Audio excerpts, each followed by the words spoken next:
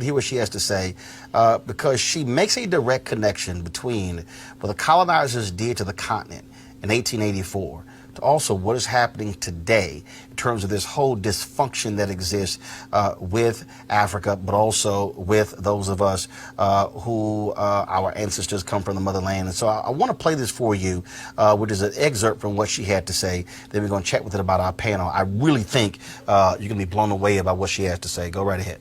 We were way ahead of them in our civilization. They set out to destroy us. And Berlin Conference put the nail on that coffin. So they gave Djibouti the same sovereignty as the United States. They gave Burundi the same sovereignty as China. They gave Togo. You see, the EU realizes individual little countries, they can't survive on the world stage. So they come together as the European Union. Now picture this now. So they cut up this Africa into the tiny little countries, small economies that could never survive on their own, but gave them the same sovereignty as the big boys. So that way, when the little bitty countries go to the world stage for the purposes of development and discussing trade, they're wannabe boxers who are being thrown into the heavyweight boxing ring every day. How do you put China in the same boxing ring with Eswatini? Eswatini has 1.2 million people. China has 1.4 billion people. And you put them on the same stage and say, go at it, negotiate. Are you with me? Yes. This is insanity of the highest order. How have we allowed this carnage to go on? When Eswatini is thrown in the same boxing ring with China and Eswatini collapses before Eswatini even gets on the stage, the world says, well, Eswatini, what's wrong with you? Why can't you take care of your people?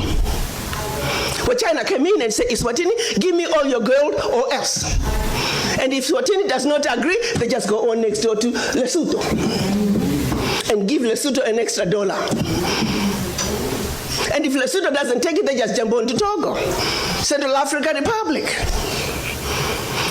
It was all by design. 1884. They did something else in addition to chopping us up. They also set out to make the African believe that everything African was bad and undesirable, and everything Western, particularly French and British, was more desirable. We call that the legacy of colonization. Prior to that, they had started long working on the slaves. Make them think everything about them, forget anything about Africa. Where you come from is a horrible place, diseased and dying people, constantly at war with themselves, uncivilized. Cut out any communications with them. You need to just know what we tell you. And we call that the legacy of slavery. So that's where you look at where we are today. 135 years later, a system that was put in place to see to it that Africa and her children are forever defeated, that Africa is forever exploited, remains in place today, alive and well. And we sit here and we ask ourselves, why isn't Africa moving forward? Why does Africa continue to be taken advantage of? Well, I'll tell you why, very simply. Until Africa comes together as a continent speaking with one voice, one continent, one people, nothing, and I repeat, nothing is gonna change. As individual little African countries, we are wannabe boxers. We will never make it fighting against the heavyweights. We must speak with one voice. Yeah. And this is exactly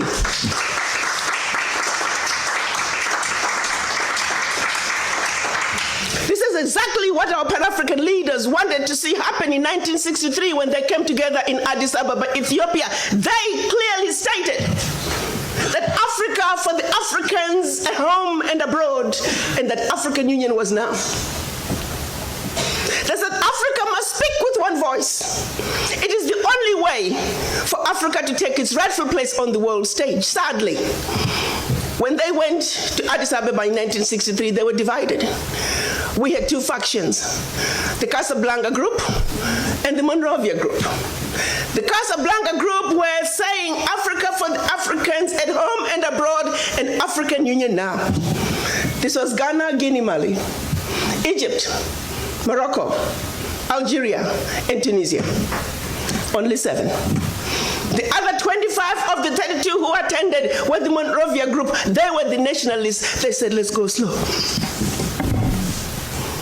Let's kind of wait on this Pan-African thing. 55 years later, 56 this year, we're still going slow. As if it wasn't bad enough that we were divided up into the tiny little countries that we are today. The gift that Berlin Conference gave us. One other thing that France did between 1958 and 1961 in the name of giving us our independence as African countries. France forced the Francophone, and I hate that terminology. There is no such thing as Francophone, Anglophone. They made it up. But for the purposes of communication, I will use that. 14 of those countries, they said, in order for you to get your independence from us, you must sign this document. You thought they could have found a better name for the document. The document was called the Pact for the Continuation. I repeat, the Pact for the Continuation of Colonization. We are talking about giving you independence, but sign this pact for the continuation of colonization in a different format. And I'm going to highlight some of those issues that they said you must agree to if you are going to be independent. Hello. Maybe we need to redefine the meaning of independence for the French.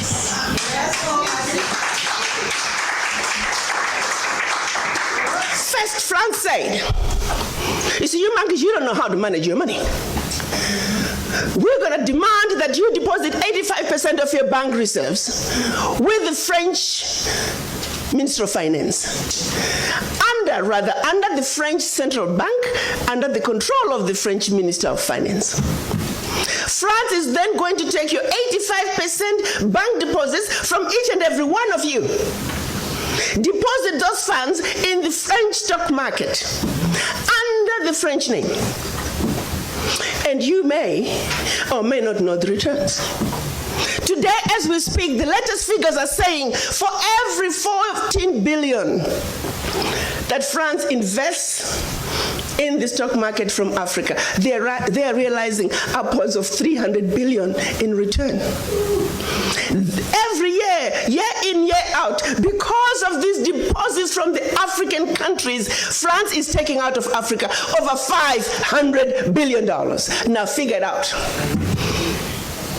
For every 14 billion, the returns on the investment are over 300 billion, and they are taking over 500 billion. So in actuality, France is taking out of Africa trillions of dollars year in and year out. From us poor people, Africans. Back to the pact. So should you want to access some of your money that you have deposited with France, you have to submit your country's financial returns. And if approved, you get to get it as a loan. You can only access up to 20% of your money year in, year out as a loan at commercial interest rates. Your own money. As if that was not enough. They said all your minerals discovered, yet to be discovered, all your oil discovered, yet to be discovered. France and French companies have the first right of refusal. If there's anything left over that the French companies do not want, your people might have. To this day. They said you will only use the currency that we created for you because you're special Africans. We call it the CFA. There was the Central African CFA and the Western African CFA, same animal. And that France is the only one that can print it for you. 1958, fast forward, they're still printing it for us. And if you start misbehaving, they just stop printing your money, and your country's in trouble. They also said your language of instruction shall be French, whether you like it or not. That France will have military presence in your country, that your military can only be trained by France, that you can only buy military equipment from France, that you cannot have any military alliance with your neighbor, and that in the event of war, your allegiance is only to France. And furthermore, because they have military presence in your country, they can invade you without notice should they feel that the interests of France in your country are being violated. Teach, sister, teach. Speak on, sister. Fast forward, 2019, nothing has changed. The same people who have the audacity to tell us that we are poor countries, they are taking trillions out of Africa every year. And what is the African doing? Like an obedient, programmed black man, we just give in. We know the facts, but we just do nothing about it. Now, you have to say some of the fears are real, because the France that has sold you inferior equipment to theirs, France that has trained your military to be inferior to their military, they are now in your country. They can invade you. They have the permission to do so. They can destabilize you. And then one might say, why is it that African leaders haven't done anything about this deplorable situation? Well, let me tell you, my brother and sister, they have tried. Documented to this day, 22 coups where leaders were assassinated. France had something to do with it. The first 7, when they decided they were pulling out of the CFA and that they're going to print their own money, they were assassinated. Every time an African leader has tried to do what's best for their country, they were assassinated. Majority of them aided by France. It's a known fact. And then others, they were just mercenaries who felt that when there was a natural resource discovered in one country, they wanted to create a coup. So while the country is thrown into a civil war, they're siphoning the natural resource. We know of one particular story that had we not known about it, it would have been, oh, there we go again, the Africans. In about 25 years ago, a group of young, rich white kids were having fun in Cape Town. They found out that there was oil in Equatorial Guinea that just been discovered, and they wanted it. So they set out a plan to have a coup in Equatorial Guinea. So while the Guineans are busy fighting a civil war, they will be siphoning the oil. But they made one mistake. There were 2 planes. One was to leave South Africa, stop in Zimbabwe, pick up more ammunition on their way to hunt in Equatorial Guinea. Another plane was taking off in the Caribbean that had this puppet diaspora who was supposed to be the next president. Mugabe wondered why such young people needed such powerful ammunition to go hunt in Equatorial Guinea. In doing his research further, he found out that this was a coup in the making. He allowed them to land in Zimbabwe. They loaded their plane, and just before takeoff, they were all arrested. The ringleader of that group was none other than the son of the former Prime Minister of the United Kingdom, Margaret Thatcher. She had to fly to Zimbabwe and paid handsomely to get her son out. The last one of those prisoners left Zimbabwe about 6-7 years ago. Had these young people succeeded, it would have been another coup. There you go, the Africans again. Such, my brothers and sisters, is the story of your Africa. They don't do coups anymore. They simply create instability. So when you hear of an instability in an African country, ask yourself, what is really going on? Because what they are telling you is really going on is just a shiny object. The real issue is over here. And you need to stop before you start being used as an instrument of your own self-destruction.